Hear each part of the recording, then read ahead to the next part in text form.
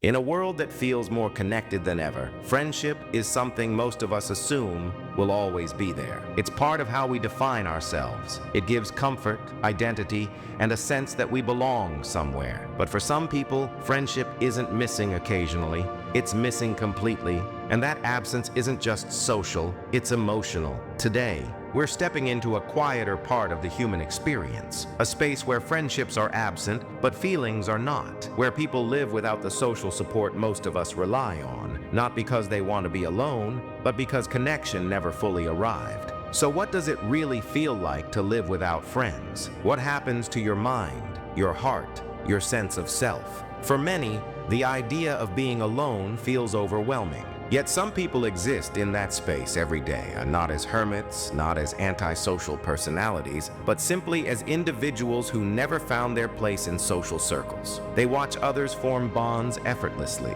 They try to join conversations, attend events, and fit in. But something never clicks, and over time, the silence grows louder. Psychologically, friendship isn't optional.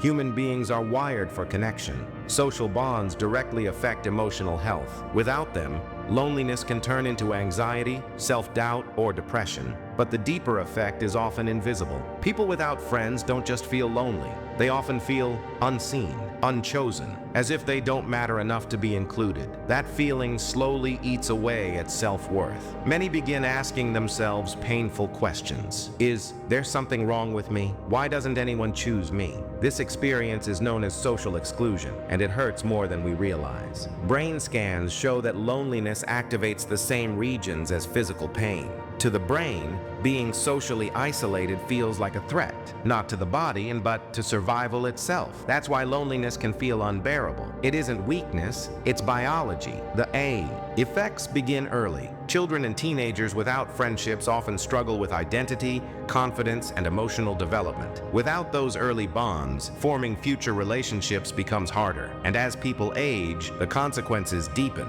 Studies consistently show that adults without close friendships face higher levels of depression, anxiety, and even physical decline. Social isolation doesn't just affect emotions, it affects health. Connection, it turns out, isn't just comforting, it's essential. But here's the part we rarely talk about. Within solitude, there can also be strength. While isolation can wound, it can also shape. People who spend long periods alone often develop an intense level of self-reliance. They become emotionally resilient, deeply introspective, and self-aware in ways others may never experience. Solitude forces confrontation with thoughts, fears, and identity. And through that confrontation, people often discover who they truly are. Many creative minds were shaped in isolation, not because they rejected people, but because solitude gave them space to think, build, and imagine without noise. When social validation disappears, creativity often grows, focus sharpens, inner worlds expand. Some people without friends become thinkers, observers, builders of ideas. They learn to stand on their own. There's a common misconception that having no friends means something is broken, but sometimes it reflects strong boundaries, high standards, a refusal to accept shallow connections. In a world obsessed with popularity, choosing depth over approval takes courage. Solitude can teach patience, it can teach clarity, and most importantly, it can teach that worth is not measured by numbers,